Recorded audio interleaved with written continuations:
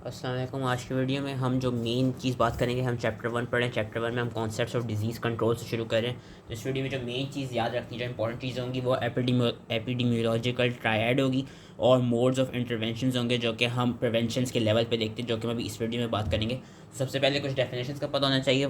Concepts of disease control. What is disease control? It is basically disease controls are some of the operations which are aimed at reducing the incidence of disease, reducing the duration of disease and consequently the risks of transmission of disease, reducing the effects of infection and the physical and psychological complications as well as the financial burden to the community.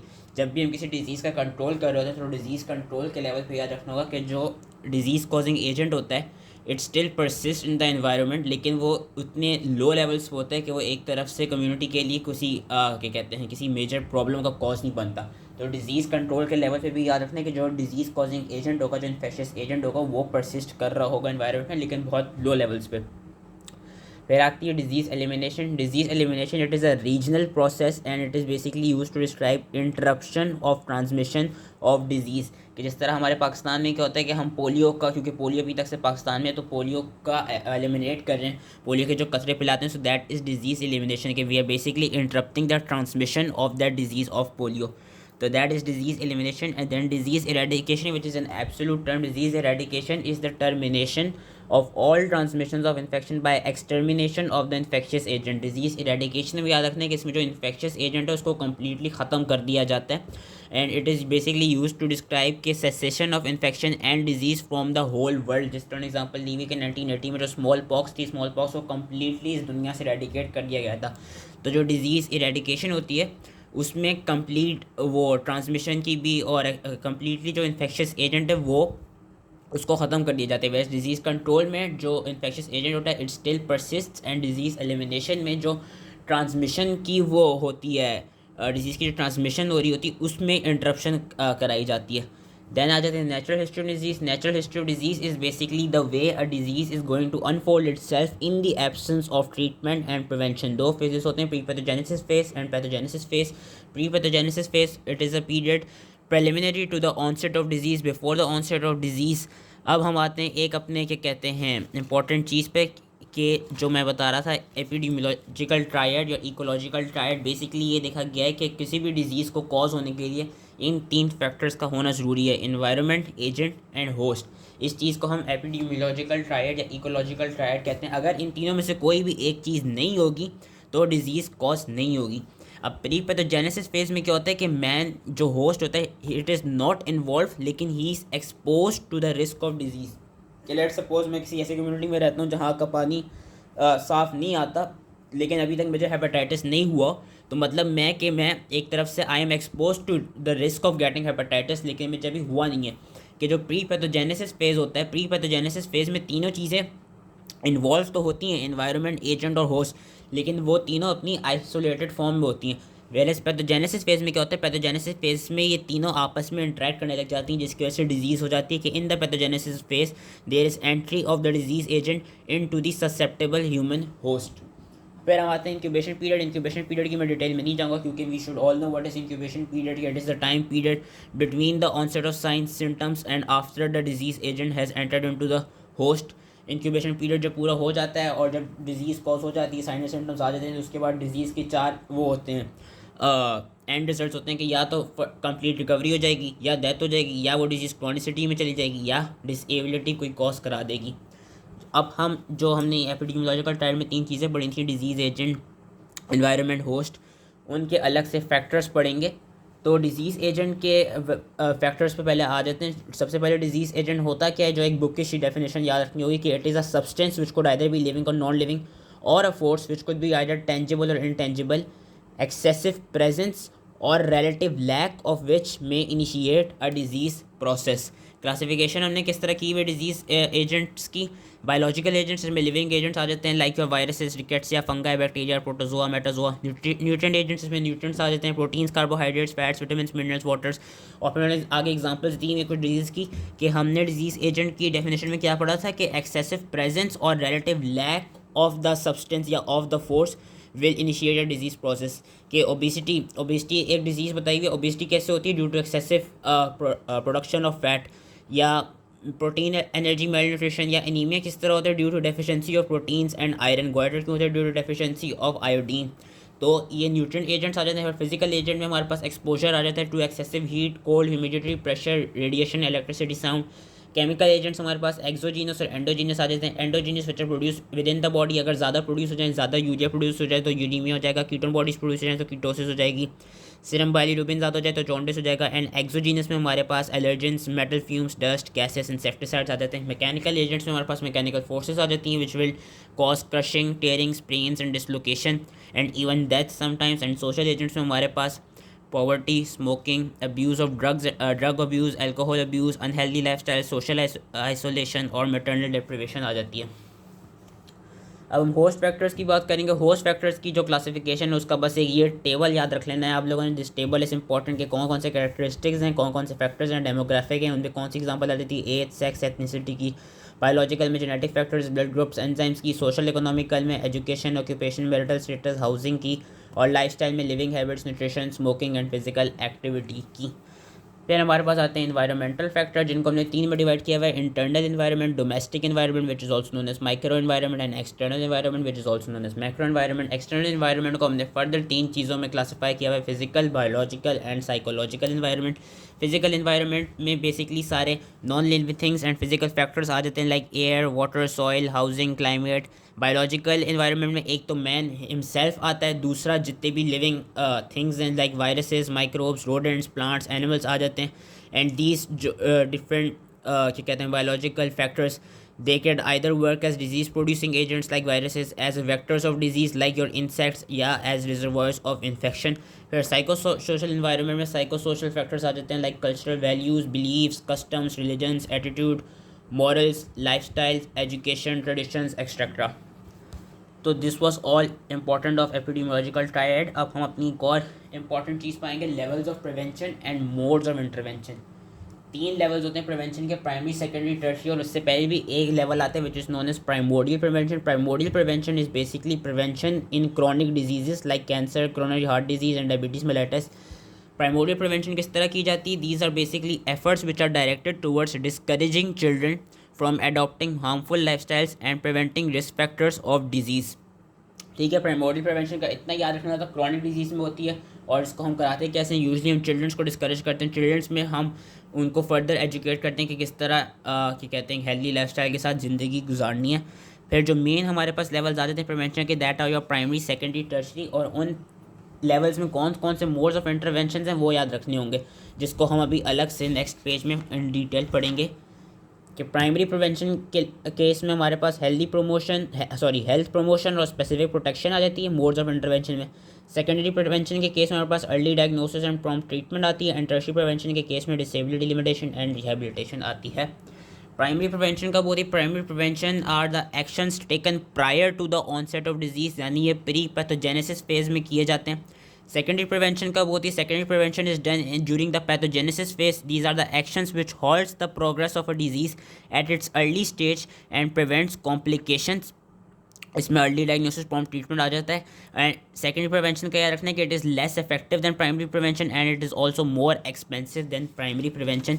Then हमारे पास आती है tertiary prevention. Tertiary prevention is when the disease has advanced beyond its early stages, और ये late pathogenesis phase में आती है। इसमें all measures which are available to reduce और limit impairments and disabilities, they are basically done.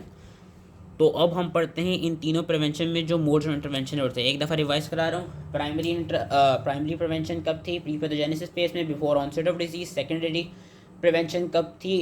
Early pathogenesis phase में, to prevent the complication of disease. और tertiary prevention कब हो रही है?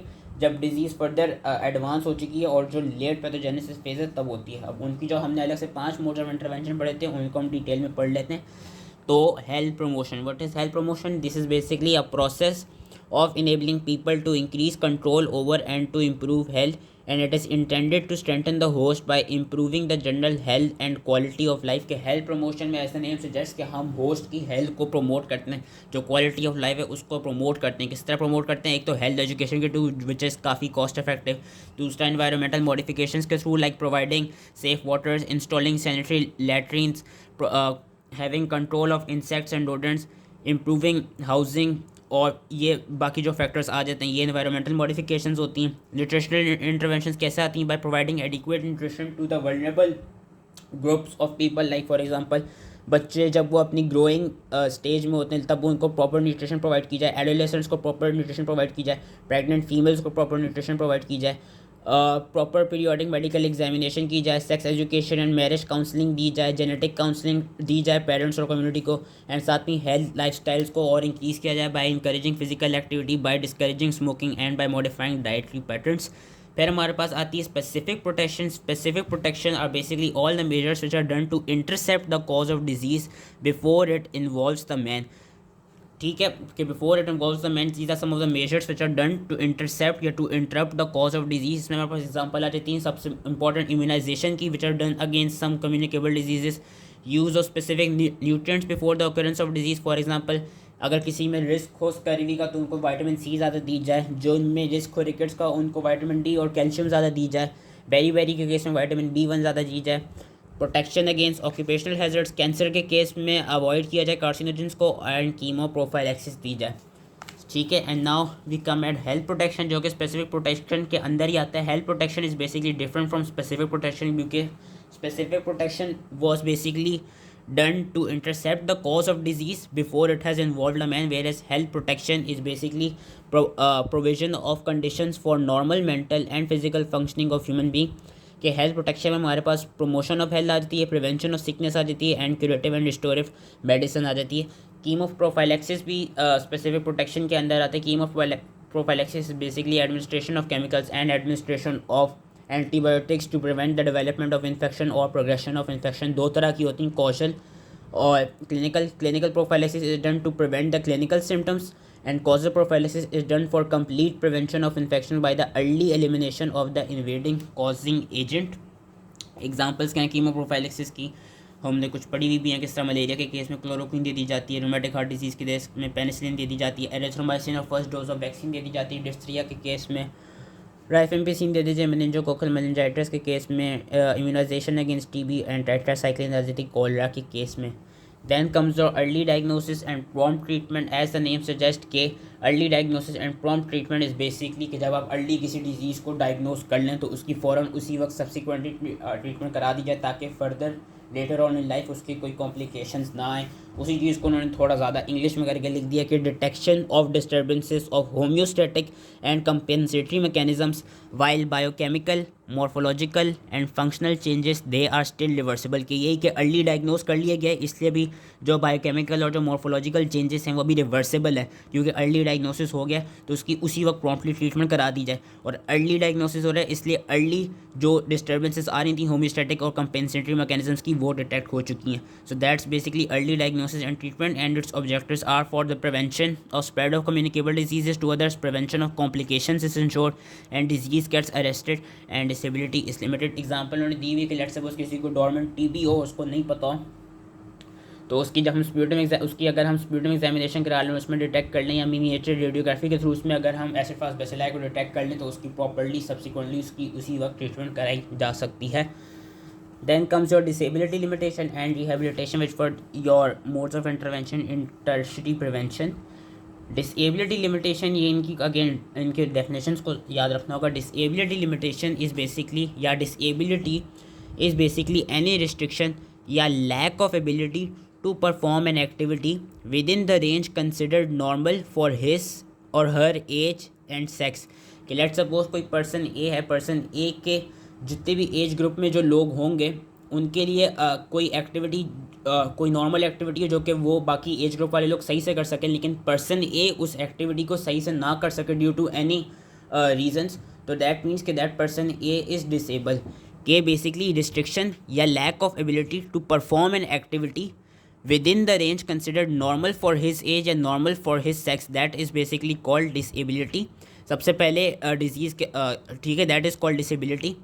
इम्पेयरमेंट क्या होती है इसको मैं आगे फर्दर और समझा दूंगा। इम्पेयरमेंट क्या होती है? इम्पेयरमेंट इज़ एनी लॉस और एबनॉर्मेलिटी ऑफ साइकोलॉजिकल फिजियोलॉजिकल और एनाटॉमिकल स्ट्रक्चर और फंक्शन। जिस तरह एग्जांपल दी है कि अगर किसी का लॉस ऑफ फुट हो जाए तो वो इम्पेयरमेंट हो गई है, कोई डिफेक्टिव विजन हो जाए तो वो इम्पेयरमेंट हो गई है, मेंटल रिटार्डेशन हो जाए तो वो इम्पेयरमेंट हो गई है। हैंडीकैप क्या होता है? Handicap is basically disadvantage for a given individual जो कि हैंडीकैप हुआ है, रिजल्टिंग फ्रॉम इम्पेयरमेंट या resulting from a disability that limits और prevents the fulfilment of a role that is normal for that individual depending upon his age, sex, social and cultural factors. इस ठीक है, ये handicap की definition थी। इसको अब हम आगे इसके थ्रू, इन बुलेट पॉइंट्स के थ्रू समझाते हैं कि डिसेबिलिटी का कॉन्सेप्ट उन्होंने इस तरह बताया है कि बेसिकली लेट्स सपोज किसी का एक्सीडेंट हुआ। अब वो जो एक्सीडेंट होना होगा that would be known as a disease और अ डिसऑर्डर।